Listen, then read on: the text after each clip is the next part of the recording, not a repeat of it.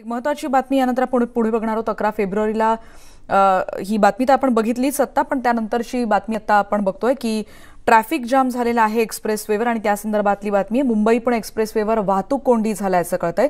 3 ते 4 किलोमीटर पर्यंत वाहतुकीच्या रांगा लागल्यात। मुंबई पुणे एक्सप्रेसवेवर पुण्याच्या लेनवर आज पहाटेपासूनच मोठ्या प्रमाणात ट्रॅफिक जाम व्हायला सुरुवात झाली। आज महाशिवरात्र आहे। आजचा शुक्रवार आणि येणारा वीकेंड म्हणजे उद्या आणि परवा असा शनिवार रविवार धरून सलग 3 दिवस सुट्टे आहेत आणि त्यामुळे मोठ्या प्रमाणात गर्दी व्हायला सुरुवात झाली आहे। अमृतांजन ब्रिज ते दत्तवाडी आणि बोरघाटात मोठ्या प्रमाणात वाहतूक कोंडी व्हायला सुरुवात झाली आहे। सलग 3 दिवस सुट्टे आहेत आणि त्याच्यामुळे हा ट्रॅफिक जाम सध्या होतोय।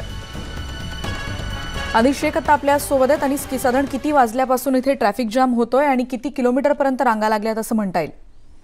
मुंबई पुणे एक्सप्रेसवेवर आज पहाटेपासूनच जे आहे मोठ्या प्रमाणात जे पर्यटक आहे ते पुण्याकडे निघालेले।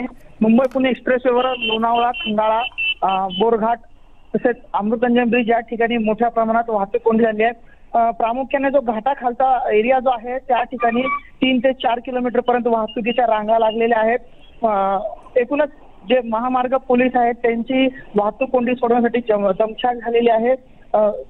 सकाळपासून जे आहे मोठ्या प्रमाणात जे वाहतूक जे आहेत म्हणजे वाहनं जे आहेत ते रस्त्यावर अवतरल्याने मोठ्या प्रमाणात वाहतूक कोंडी झाली आहे।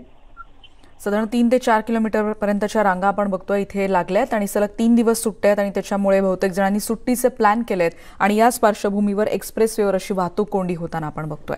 धन्यवाद अनीस या माहितीबद्दल।